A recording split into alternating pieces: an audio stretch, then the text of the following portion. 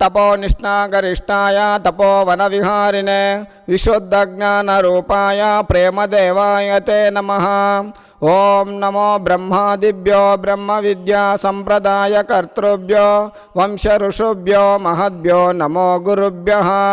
ओं सहनाववतु सहनौ भुनक्तु सह वीर्यं करवावहै तेजस्विनावधीतमस्तु मा विद्विषावहै। ओं शांति शांति शांति। ओं ब्रह्मचारी महर्षि सद्गुरु श्री श्री श्री प्रेमानंद स्वामी तपोवनमु आश्रममु संस्थापकुलु सनातन धर्म समाजमु व्यवस्थापकुलु ब्रह्मचारी महर्षि सद्गुरु श्री श्री श्री प्रेमानंद स्वामी गुरुदेवुल पादपद्ममुలకు సాష్టాంగ నమస్కారములు। ఇచ్చటి నాతోటి స్వాములకు నమస్కారములు, ఇచ్చటి భక్తాదులకు అందరికీ నమస్కారములు। అహింస ప్రథమం పుష్పం పుష్పమింద్రియ నిగ్రహః సర్వభూత దయా పుష్పం క్షమా పుష్పం విశేషతః శాంతి పుష్పం తప పుష్పం ధ్యాన పుష్పం తథైవ చ సత్యమష్టమిదం పుష్పం విష్ణోర్ ప్రీతికరం భవేత్ శివోర్ ప్రీతికరం భవేత్। జీవుడు మహేశ్వరుని మాయను తొలగించుకొని ముక్తాత్ముడు కావాలి అంటే తను గురుచంతనకు వెళ్ళి ఈ అష్టవిధమైనటువంటి పుష్పములను పొంది తాను మహేశ్వరునికి ఎప్పుడైతే అర్పించుకుంటాడో అప్పుడు తను మహేశ్వర స్వరూపముగా భాషించుచున్నాడు మానవుడు। అహింస ప్రథమం పుష్పం। మనము ప్రథమముగా అహింసా వ్రతమును పాటించుకోవాలి। అహింస పరమో ధర్మ। అహింస పరమ ధర్మములలో కల్లా ఉత్కృష్టమైనటువంటి ధర్మము। ఇటువంటి ధర్మమును ఆచరించుకోవడమే ఎంతో ఉత్కృష్టమైనటువంటి ధర్మము। శుక్లశోణిత సంభూతం ఫలలం సాంగి సంగులం తద్భోజే నరకం యాతి యావచంద్ర దివాకరో। మనకు గురుదేవులు తెలిపి ఉన్నారు ఈ శ్లోకమును గురించి। శుక్ల శోణితముతో కూడినటువంటి ఈ మాంసముద్దమును మరి నాలుక పైన పెట్టుకొని ఎవరైతే తింటూ ఉన్నారో వారు ఈ సూర్యచంద్రాదులు ఉన్నంత వరకు నరకములో ఉంటారు। అనగా సూర్యచంద్రాదులు ఉన్నంత వరకు ఈ జనన మరణం అనే ప్రవాహములో పుట్టుతూ చచ్చుతూ ఈ భ్రమణ చక్రములు జనన మరణం అనే ప్రవాహములో మునుగుతూ ఉంటాడు జీవుడు। కావున ఈ మాంసమును తినకూడదు। అహింసా వ్రతములోనే మానవుడు పయనించాలి, అప్పుడే తను మహేశ్వర స్వరూపముగా భాషిస్తాడు। ఇటువంటి గలీజుతో కూడినటువంటిది శుక్లశోణిమితో కూడినటువంటి గలీజైనటువంటి మాంసముద్దను నాలుక పైన ఎవరైనా ఉంచుకుంటారా అని మన గురుదేవులు చెప్తూ ఉంటారు। కావున ఇటువంటి గలీజైన వస్తువును మనము పాపముతో కూడినటువంటి ఈ మాంసమును మనము తినకూడదు। మన గురుదేవులు మనకు ఇంకా చెప్తూ ఉంటారు, పుండరీకుడు వాల్మీకి మహర్షుల వారు ఏ స్థితిలో ఉండి ఏ స్థితిలో ఎదిగినారు, మరి మీరందరూ కూడా ఎందుకు ఎదగకూడదు? ఆ విధంగా అహింసా వ్రతాన్ని పాటించుకొని మీరు ఆ మహర్షులు పొందిన స్థానాన్ని పొందండి అని మనకు గురుదేవులు పదే పదే తెలియజేస్తూ ఉంటారు। ఇక్కడికి వచ్చేటువంటి భక్తాదులకు అందరికీ కూడా గురుదేవులు ప్రథమంగా చెప్పేది అహింసా వ్రతమును గూర్చే। అహింస మీరు మాంసం తింటున్నారా, తింటుంటే మీరు మానండి అని గురుదేవులు చెప్పుతూ అహింసా వ్రతము యొక్క గొప్పతనాన్ని తెలియజేస్తూ ఆ విధంగా భక్తులను త్రికరణ శుద్ధిగా అహింసా వ్రతములో ప్రయాణం చేసేటట్లుగా గురుదేవులు భక్తులందరినీ నడిపిస్తున్నారు। మరి ఈనాడు లక్షలాది మంది కూడా అహింసా వ్రతములో పయనిస్తూ ఉన్నారు. ఇదంతా కూడా మన గురుదేవుల యొక్క కృపా కటాక్షములే మన అందరికీ కూడా ఎంతో సౌభాగ్యంతో కూడినది. ఈ శ్లోకార్ధేన ప్రవక్ష్యామి యదుక్తం గ్రంథకోటిభిః దయా సమం నాస్తి పుణ్యం పాపం హింస సమం నహి. ఇంకా నారద మహర్షుల వారు మనకు తెలియజేస్తూ ఒక అర్ధ శ్లోకములోనే నారద మహర్షుల వారు మనకు తెలియజేసినారు, దయకు మించినటువంటి పుణ్యము లేదు, హింసకు మించినటువంటి పాపము ఇంకొకటి లేదు. కావున ప్రతి ఒక్కరు కూడా దయను కలిగి ప్రాణిహింసను చేయకోకుండా ఈ అహింసా వ్రతాన్ని పాటించాలి. శ్లోకార్ధేన ప్రవక్ష్యామి యదుక్తం గ్రంథకోటిభిః దయా సమం నాస్తి పుణ్యం పాపం హింస సమం నహి. కోటి గ్రంథముల యొక్క సారాంశమును ఒక్క అర్ధ శ్లోకములో వివరించినారు నారద మహర్షుల స్వాముల వారు. దయకు మించినటువంటి పుణ్యము లేదు, హింసకు మించినటువంటి పాపము లేదు. కావున జీవులు అందరూ మానవుడు ఈ హింసను విననాడి జీవుల యందు దయను కలిగి తాను మెలగాలి. అప్పుడే తన యొక్క మనస్సు మాధవాకారంగా మారుతుంది. సర్వయజ్ఞేషు యద్దానం సర్వతీర్థేషు యత్ఫలం సర్వదాన ఫలం వాపి తన్యతుల్యం అహింసయా. అహింస వ్రతాన్ని పాటించుకోవడం వలన మనకు కలిగే పుణ్యఫలము అంతా ఇంత కాదు. సర్వయజ్ఞేషు యద్దానం, మరి అశ్వమేధాది యాగములలో చేసేటువంటి దానముల వల్ల ఏ పుణ్యఫలము కలుగుతూ ఉన్నదో అంతకన్నా ఎక్కువ పుణ్యఫలము మనకు కలుగుతూ ఉంది. సర్వయజ్ఞేషు యద్దానం సర్వతీర్థేషు యత్ఫలం, సర్వతీర్థములలో మునిగినటువంటి ఫలమును కూడా తను పొందుతూ ఉన్నాడు. ఈ అహింసావ్రతమును పాటించుకోవడం వలన ఈ భూమండలంలో ఉన్నటువంటి తీర్థముల యందు తను మునిగినప్పుడు ఏ పుణ్యఫలాన్ని పొందుతున్నాడో అంతకన్నా ఎక్కువ పుణ్యఫలమును పొందుతూ ఉన్నాడు మానవుడు.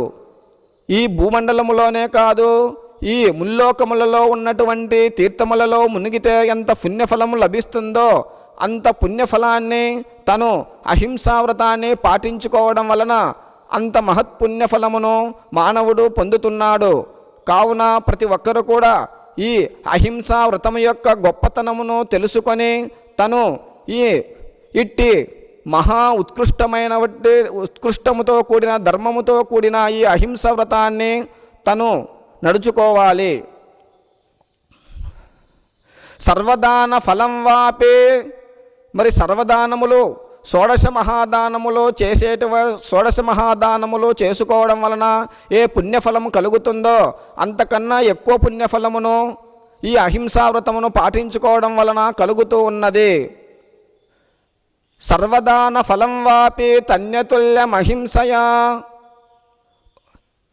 ఈ అహింస అనే ఒక కోటి ఫలభాగములలో ఇవి మిగతావన్నీ కూడా ఒక భాగము కూడా కాదు. యజ్ఞములో అశ్వమేధాది యజ్ఞములలో చేసేటువంటి పుణ్యఫలము కానీ, సర్వతీర్థములలో మునిగినటువంటి పుణ్యఫలము కానీ, షోడశ మహాదానములు చేయడం వలన కలిగే పుణ్యఫలము కానీ, ఇవి అన్నీ కూడా అహింస అనేటువంటి కోటి భాగ ఫలములలో ఇవి అన్నీ కూడా ఒక భాగము కూడా కాదు. కావున అహింసా వ్రతము వల్ల కలిగే పుణ్యఫలమును మనము తెలుసుకొని ఇట్టి అహింసా వ్రతములో మనము నడవాలి. అప్పుడే మనము మహేశ్వరుని మాయను తొలగించుకోగలిగిన వాళ్ళము అవుతాము. కర్మణా మనసా వాచా సర్వభూతేషు సర్వదా అక్లేశ జననం ప్రోక్త త్వహింస పరమర్షిభిః. ఏ ఒక్క కాలమందైనను కర్మల ద్వారా మనసు ద్వారా వాక్కు ద్వారా ఏ ప్రాణికి కూడా హాని కలిగించుకోకుండా ఉండడమే అహింస అని మన మహర్షులు తెలిపి ఉన్నారు. కావున మనము కర్మల ద్వారా, చేతుల ద్వారా ఏ జీవిని మనము హింసించకూడదు, బాధ పెట్టకూడదు.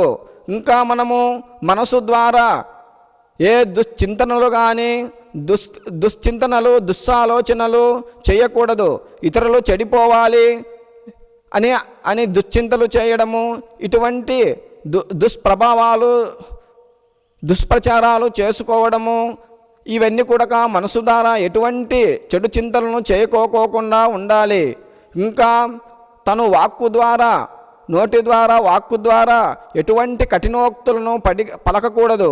ఇతరులను వాక్కుల ద్వారా, మాటల ద్వారా గాయపరచకూడదు.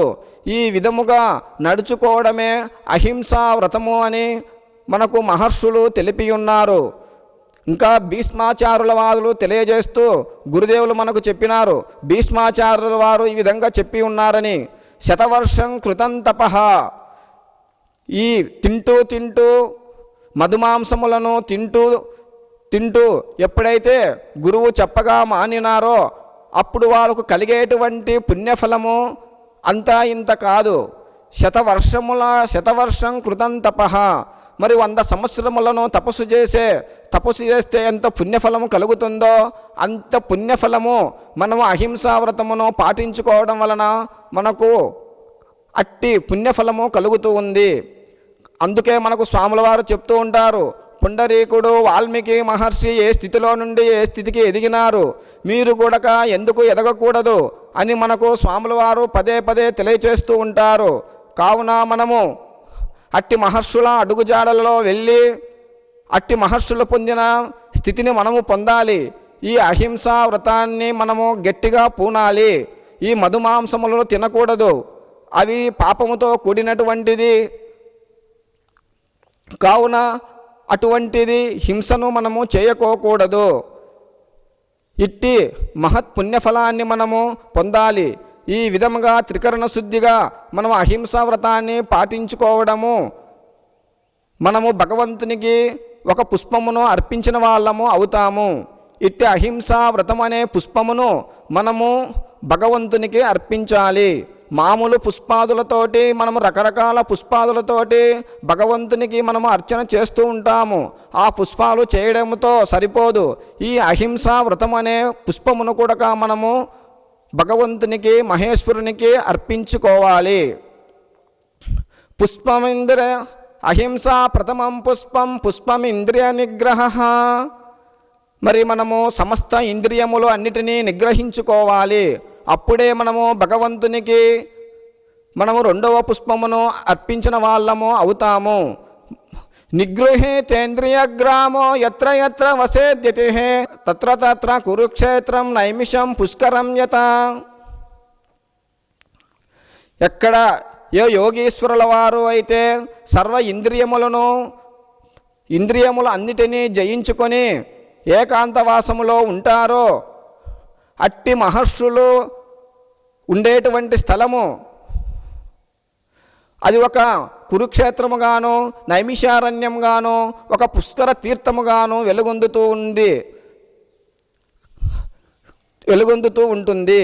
కావున మన అందరము కూడా సమస్త ఇంద్రియములను మనము ఇంద్రియ సమూహమును మనము జయించుకోవడంలో, ఇంద్రియములు అన్నిటినీ జయించడంలో మనము ఎంతో కృషి చేయాలి. కృషి చేసినప్పుడు మనము ఇంతటి మహత్ పుణ్యఫలాన్ని మనము పొందుతూ ఉన్నాము. మనము ఈ విధంగా సాధన చేయకపోతే మనము మళ్ళా జన్మకు గురి కావలసి వస్తుంది. ఇంకా మనము ఎన్ని జన్మలకైతే మనము ఇట్టి సాధనా స్థితిని మనము పొందలేమో అంతవరకు మనకు జన్మలు వస్తూ ఉంటాయి. భగవంతునికి మనం రుణపడి ఉంటాము. భగవంతుడు యొక్క స్వరూపాన్ని మనం పొందాలి. అందుకోసమే మనకు జన్మ వచ్చింది. కాబట్టి మనము ఇంద్రియ సమూహాన్నంతటిని కూడా మనము జయించుకోవాలి. నసుకం సురేంద్రస్య నసుకం చక్రవర్తినః యస్సుకం వీతరాగస్య మునిరేకాంతవాసినః. ఏకాంతవాసములో ఉన్నటువంటి మునీశ్వరుల వారు వీతరాగులయ్యి ఏకాంతవాసములో సమస్త ఇంద్రియ సమూహం అంతటిని జయించుకొని వారు సమాధిలో పొందేటువంటి సుఖము అంతా ఇంత కాదు. బ్రహ్మానంద సుఖముతో కూడినది. అట్టి సుఖమును దేవతలను పాలించేటువంటి దేవేంద్రుడు కూడా పొందలేడు. ఇంకా ఈ భూమండలములను పరిపాలించే ఆ చక్రవర్తి కూడా అట్టి సుఖాన్ని పొందలేడు.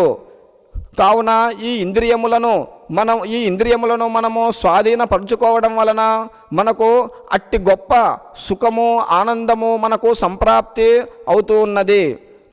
సర్వభూత దయాపుష్పం, సర్వభూతములలో మనము సర్వ జీవుల సమస్త ప్రాణుల యందు మనము దయ కలిగి ఉండాలి. ఆత్మోపమ్మేన సర్వత్ర సమం పశ్యతి అర్జున, సుఖం వా యది వా దుఃఖం సయోగి పరమో మతః. ఇక్కడ శ్రీకృష్ణ పరమాత్మల వారు అర్జునులకు వివరిస్తూ, ఓ అర్జున, ఎవరైతే సమస్త ప్రాణుల యందు సమస్త జీవుల యందు సుఖదుఖములను, జీవుల యొక్క సుఖదుఖములను ఆత్మ సాదృశ్యముతో ఇతర జీవులన్నీ తన వలనే ఉన్నవి, వేరుగా లేవు, తనకు ఉన్నటువంటి సుఖదుఖములు ఆ జీవులకు కూడా ఉన్నాయి అని ఎవరైతే చూస్తూ ఉంటారో అటువంటి ధ్యాననిష్ఠుడు పరమయోగులలో ఉత్కృష్టమైన యోగిగా భావింపబడుచున్నాడు అని మనకు శ్రీకృష్ణ పరమాత్మలు తెలియజేసినారు. కావున మనము సూత్రే మణిగణా ఇవ, మనులయందు దారం ఏ విధంగా ఉన్నదో అదేవిధంగా సర్వజీవులయందు ఆత్మస్వరూపములుగా భగవంతుడు ఉన్నాడు. కావున మనము బ్రహ్మ నుంచి పిపీలకం మొదలు పిపీలకం నుంచి బ్రహ్మ మొదలు మనము అందరినీ ఆత్మస్వరూపముగా దైవ స్వరూపముగా చూసుకోవాలి. అట్టి చూసుకుంటూ అట్టి ప్రాణుల యందు దయగలిగి ఉండాలి. ఈ విధంగా మనము ఉండగలగాలి. ఇంకా మనకు గురుదేవులు చెప్తూ ఉంటారు, మనకు గురుదేవులు ముఖద్వారం యందు రాయించి ఉన్నారు, జీవకారుణ్య గల హృదయమే భగవన్నిలయము. కావున జీవుల యందు కరుణను దయను కలిగి ఉండాలి. ఆ విధంగా కలిగి ఉండినప్పుడే మనకు మన యొక్క హృదయము ఒక భగవత్ నిలయముగా అవుతుంది. ఇట్టి స్థితిని మనము పొందాలి. సర్వభూత దయాపుష్పం క్షమాపుష్పం విశేషతః. ఇంకా మనము క్షమావ్రతాన్ని చాలా గొప్పగా పాటించుకోవాలి. క్షమాశస్త్రం కరేయశ్చ దుర్జనః కిం కరిష్యతి, అతృణే పతితో వక్నేః స్వయమేవోపశామ్యతే. ఎవరైతే క్షమ అనే ఆయుధమును కలిగి ఉంటారో వారికి ఇక చెడ్డవారు అనేటువంటి వారు ఏమి చేయలేరు. ఏ విధంగా గడ్డి లేని చోట ఒక నిప్పు పడి ఏ విధంగా స్వయముగా అది ఆరిపోతూ ఉన్నదో అదేవిధంగా ఈ క్షమ అనే ఆయుధమును కలిగినటువంటి వారు ఇతరులు దుష్టులు చెడ్డవారు ఎంతవారు తిట్టుతున్నప్పటికైనా వారు చివరికి వీళ్ళు ఎన్ని అంటున్నా వీళ్ళు ఏం అనలేదు అని వాళ్ళు క్షమించుతారు. వారే ఇంకా ఏమీ అనలేక వారు వెనుదిరిగి పోతారు. కాబట్టి అట్టి క్షమావ్రతమును మనము కలిగి ఉండాలి. ఇతరులు తిట్టుతూ ఉన్నప్పటికైనా మనం ఓపికతో ఉండాలి. మనకు గురుదేవులు చెప్తూ ఉంటారు, ఒకరు తిట్టుతున్నప్పటికైనా మనము ఓపికతో ఉండాలి. అట్టి ఆ విధంగా ఉండడం వలన మనలో ఉన్నటువంటి పాపాలు దోషాలు ఎదుటి వారికి వెళ్ళుతాయి. వాళ్ళలో ఉన్నటువంటి పుణ్యము మనకు వస్తుంది. ఏ విధంగా గోడకు కొట్టినటువంటి బంతి తిరిగి వారికి తగిలినట్టుగా తను ఎవరైతే దూషిస్తూ ఉంటారో తిరిగి వారికే అవి కొట్టుతాయి. కావున మనము క్షమను ఓపికను కలిగి ఉండాలి. ఇంకా గురుదేవులు మనకు చెప్తూ ఉంటారు, కొందరు లేచిన మొదలు పడుండ మొదలు మనకు ఊరిక తిట్టుతూ మనను బాధ పెడుతూ ఉంటారు. అప్పుడు మనము ఓపికను క్షమను కలిగి ఉండాలి. మనకు గురుదేవులు చెప్తూ ఉంటారు, ఒక బస్సు డిపోలో అది మొదలయ్యి హారన్లు చేసుకుంటూ అది శబ్దాలు చేసుకుంటూ పోతూ ఉంటుంది. తిరిగి అది ఉదయం బయలుదేరి మళ్ళీ సాయంత్రం వరకు అది డిపోకు వచ్చేంత వరకు శబ్దాలు చేసుకుంటూ ఉంటుంది. అదే ఉంటుంది. కాబట్టి కొందరు లేచిన మొదలు పరుండేటంత వరకు మనం ఏదో ఒకటి తిట్టుతూ ఉంటారు. వాళ్ళను మనం ఒక బస్సులాగా చూసుకోవాలి. అప్పుడు మనకు ఎటువంటి బాధలు ఉండవు అని మనకు గురుదేవులు చెప్తూ ఉంటారు. ఈ విధంగా మనము అటువంటి స్థితిలో మనము వాళ్ళను చూసుకుంటూ మనము శాంతిని పొందాలి. ఇంకా మరి ధర్మరాజుల వారు ఎంతో క్షమను కలిగి ఉన్నారు. దుర్యోధనాదులు లేచిన మొదలు వాళ్ళు జీవిత పర్యంతరము ధర్మరాజుల వారిని ఏదో ఒక విధంగా వాళ్ళను బాధ పెడుతూ తిట్టుతూ విఘ్నములను కలిగిస్తూ చేసినారు. మరి ధర్మరాజుల వారు క్షమను కలిగి ఉండడం వలన చివరికి వారు విజయము సంప్రాప్తింప చేసుకున్నారు. కావున మనము కూడా క్షమను కలిగి ఉండాలి. సర్వభూత దయాపుష్పం క్షమాపుష్పం విశేషతః శాంతి పుష్పం. శాంతి పుష్పాన్ని మనము కలిగి ఉండాలి. మనకు గురుదేవులు చెప్పి ఉన్నారు, శాంతమే యజ్ఞంబు శాంతమే ధర్మంబు సర్వోత్త లోకముల్ పొందగలరు శాంతము కన్నను ఘన సంపదున్నదా ప్రేమానంద స్వామి మాట వేదాల మూట. శాంతమును మనము చాలా గొప్పగా కలిగి ఉండాలి. శాంతము మనకు ఒక యజ్ఞమే ఒక శాంతము. యజ్ఞము చేసినటువంటి పుణ్యఫలాన్ని మనము పొందుతూ ఉన్నాము శాంతమూర్తులుగా ఉండడం వలన. ఇంకా మనము ధర్మమును పాటించిన వాళ్ళము ఎట్లా అవుతామంటే శాంతమును కలిగి ఉండడం వలన మనము ధర్మస్వరూపమును పొందిన వారము అవుతాము. ఈ శాంతమూర్తులమై మనము ఎప్పుడైతే మన కర్తవ్య కర్మలను చేసుకుంటామో అప్పుడు మనము సర్వోత్త లోకములను పొందుతూ ఉన్నాము. శాంతము మనకు గొప్ప సంపద. అదే మన ఎంట వచ్చినటువంటిది. మనము ఎన్ని సంపదలు బాహ్య సంపదలు సంపాదించినప్పటికైనా అవి మన వెంట రావు. మన యొక్క గుణములతో కూడినటువంటి సంపదే మన వెంట వస్తుంది. ఇట్టి శాంతము అనే సంపదే మన వెంట వస్తుంది, మనను రక్షిస్తుంది, మన వంశాన్ని కాపాడుతుంది. మరి ఇట్టి శాంతమనే పుష్పాన్ని మనం భగవంతునికి ఆ విష్ణుమూర్తికి మనము సమర్పించుకోవాలి. శాంతి పుష్పం పుష్పం తపస్సు అనే పుష్పాన్ని మనం సమర్పించాలి. బ్రహ్మచర్యం జపోర్మౌనం నిరాహారత్యమేవ చ ఇత్తేత తపసో రూపం సుఘోరం సుదురాచరం. తపస్సు అనేది ఏ విధంగా ఉంటుంది? మరి ఈ తపస్సు అనేది మన గురుదేవులను చూసుకుంటే మనకు తెలిసిపోతుంది. బ్రహ్మచర్యము అఖండ బ్రహ్మచర్య వ్రతశీరులై ఉన్నారు మన గురుదేవులు. జపము స్వాముల వారు 29 సంవత్సరములుగా కొండ గుహలో ఉంటూ అహర్నిశలు జపమును చేస్తూ ఉన్నారు. ఇంకా స్వాముల వారు కొండ గుహలోనే ఉంటూ మౌన స్వరూపులై భాషిస్తూ ఉన్నారు. కొండ గుహలోనే మౌన స్వరూపులై మనకు దర్శనం ఇస్తూ ఉన్నారు. స్వాముల వారు అనాహారిగా లేకోకుండా అధికాహారము లేకోకుండా మితాహారులై ఉంటూ ఉన్నారు. మరి మనము కూడా తపస్సు అనేది ఇదే. మనకు బ్రహ్మచర్య వ్రతమును పాటించుకోవడము, జపమును చేస్తూ ఉండడము, మౌన స్వరూపులుగా ఉండడము, మితాహారులమై ఉండడము, ఈ విధంగా మనము కలిగి ఉండడమే తపస్సు అని చెప్పబడుతుంది. ఈ విధంగా ఉండడం వలన మనకు అన్ని సుఘోరం సుధరాచరము మనకు అతి కష్టమైనటువంటివి సంప్రాప్తి కానటువంటివి కూడా మనకు సంప్రాప్తి అవుతాయి. ఇట్టి స్థితిలో మనము ఉండడం వలన ఇట్టి తపస్సును మనము కలిగి ఉండాలి. బ్రహ్మచారులు కూడా గృహస్థాశ్రమంలో ఉన్నటువంటి వారు కూడా గృహస్థ బ్రహ్మచర్యమును పాటించుకోవాలి. తను సంతానాన్ని పొందిన తర్వాత తను భార్యాభర్తలు ఇద్దరు బ్రహ్మచర్య వ్రతాన్ని పాటించుకుంటూ జపధ్యాన పారాయణను చేసుకోవాలి. అప్పుడు తను మహేశ్వర స్వరూపముగా భాషిస్తాడు. మరి అన్నమయ్య, తుకారాము, గౌరా కుంభారుదాసు ఎంతోమంది మరి పుణ్యపురుషులు ఉన్నారు, మరి వారి మాదిరిగా మీరు నడుచుకోవాలి.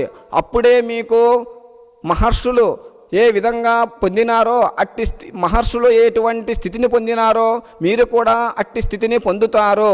సన్యాసులు కూడా శంకరాచార్యుల వారు ఎట్టి స్థితిని వారు కలిగి ఉన్నారో, ఎట్టి తపస్సును చేసి ఉన్నారో సన్యాసులు కూడా అటువంటి సన్యాస స్థితిని పొందాలి.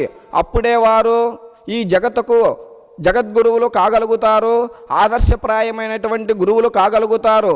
మరి ఈనాడు స్వాముల వారు 29 సంవత్సరములుగా కఠోర తపస్సును చేస్తూ మరి ఆనాటి మన శంకరాచార్యుల వారిని మనకు తిలకింప చేస్తూ ఉన్నారు గురుదేవులు. కావున సన్యాసులు అందరూ కూడా అట్టి జగద్గురు శంకరాచార్యుల వారిని ఆదర్శంగా చేసుకుంటూ అట్టి తపస్సును గట్టిగా చేయాలి, ఈ లోకానికి చూపించాలి.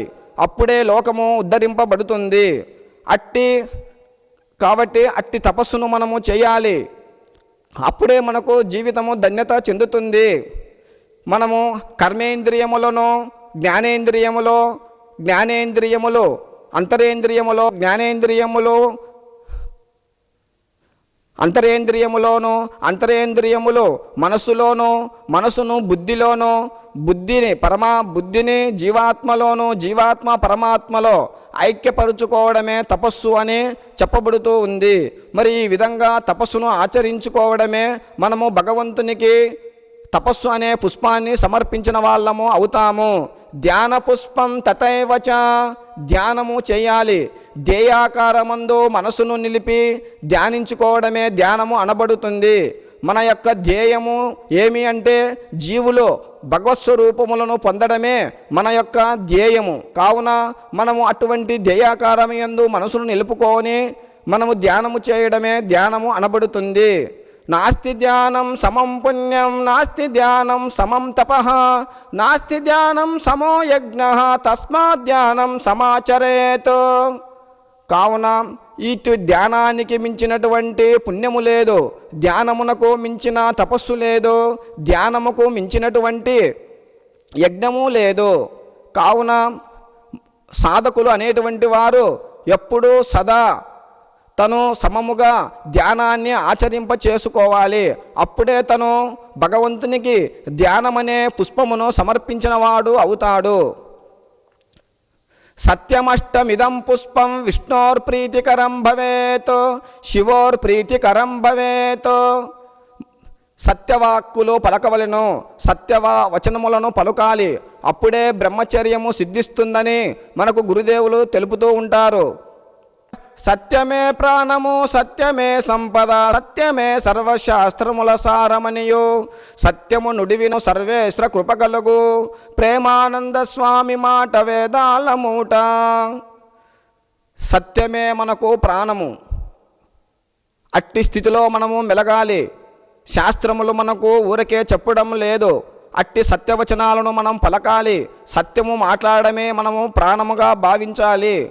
కావున చీటికి మాటికి ఎప్పుడు జీవిత పర్యంతరము అసత్య వచనాలను పలుకుకోవడం వలన తనను బ్రహ్మచర్యము నుంచి పతితుడు అవుతాడు. బ్రహ్మచర్యము నుంచి పతిత అయినప్పుడు తను బ్రహ్మజ్ఞానాన్ని పొందలేడు. కావున సత్యమే ప్రాణముగా కలగాలి. సత్యమే పలకడమే మనము ఒక సంపదగా భావించాలి. సత్యమే సర్వశాస్త్రముల సారము అని తెలుసుకోవాలి.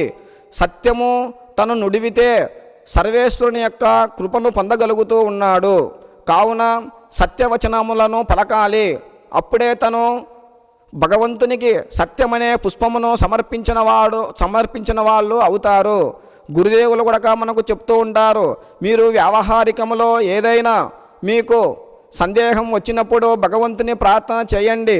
అప్పుడు మీకు భగవంతుడు మీకు జ్ఞానాన్ని ప్రసాదిస్తాడు. అప్పుడు మీరు సత్యవచనాలను పలకే శక్తి మీకు వస్తుంది అని చెప్తూ ఉంటారు. మరి ధర్మరాజుల వారు కూడా ఆనాడు ఒక వేటగాడు ఒక జింకను వెంబడిస్తూ దానిని చంపాలని వచ్చినప్పుడు ఆ జింక ధర్మరాజుల వారు ఉన్న చోట వెనకకు ఒక పొదలోకి వెళ్ళి దాక్కుంటుంది. అప్పుడు ఆ వేటగాడు ధర్మరాజుల వారిని, ఇక్కడికి ఒక జింక వచ్చింది మీరు చూసినారా అని అడిగినప్పుడు అప్పుడు ధర్మరాజుల వారికి అర్థం కాలేదు. మొదటిలో అయ్యో ఇక్కడికి జింక వచ్చినది అని చెప్తే తను చంపుతాడు. వచ్చిందని చెప్తే చంపుతాడు. చంపడం వలన అది ప్రాణివధ జరుగుతుంది. దానివల్ల కూడా దోషము ఏర్పడుతుంది. మరి ఇక్కడికి జింక వచ్చిందని నేను చెప్పకపోతే అసత్యం అవుతుంది. మరి ఇట్టి స్థితిలో నేను ఏమి చేయాలని ఆలోచించి తన గురుదేవులైనటువంటి శ్రీకృష్ణ పరమాత్మను మనసులో ధ్యానించుకున్నాడు. అప్పుడు వెంటనే తనకు స్ఫురణకు కలిగింది. శ్రీకృష్ణ పరమాత్మ యొక్క అనుగ్రహం వలన తనకు తన హృదయంలో తన యొక్క మనసున ఈ యొక్క భావము కలిగింది. నాయన, చూసేటువంటి కన్నులు మాట్లాడలేవు, మాట్లాడేటువంటి నోరు చూడలేదు అని తెలిపినారు. నాయన, చూసేది చెప్పలేదు, చెప్పేది చూడలేదు అని, కాబట్టి చూసేటువంటి కళ్ళు మాట్లాడలేవు, మాట్లాడేటువంటి నోరు చూడలేదు అని చెప్పినారు. కావున చూడండి ఎంత బాగా ధర్మరాజుల వారు చెప్పి ఉన్నారు. కావున మనము కూడా వ్యవహారికంలో ఏదైనా అట్టి స్థితి ఏర్పడినప్పుడు భగవంతుని ప్రార్థన చేయండి. అట్టి స్థితిని మీకు ఇస్తారని మన గురుదేవులు మనకు పదే పదే తెలుపుతూ ఉంటారు. మరి మీరందరూ కూడా ఇట్టి అష్టవిధమైనటువంటి పుష్పములను భగవంతునికి అర్పించాలని కోరుతూ మరి మీ అందరికీ కూడా గురుదేవుల యొక్క కృపా కటాక్షములు కలగాలని కోరుతూ, ఓం సహనావవతో సహనౌ భునక్తో సహ వీర్యం కరవావహై తేజస్వినావధీతమస్తు మా విద్విషావహై. ఓం శాంతి శాంతి శాంతి.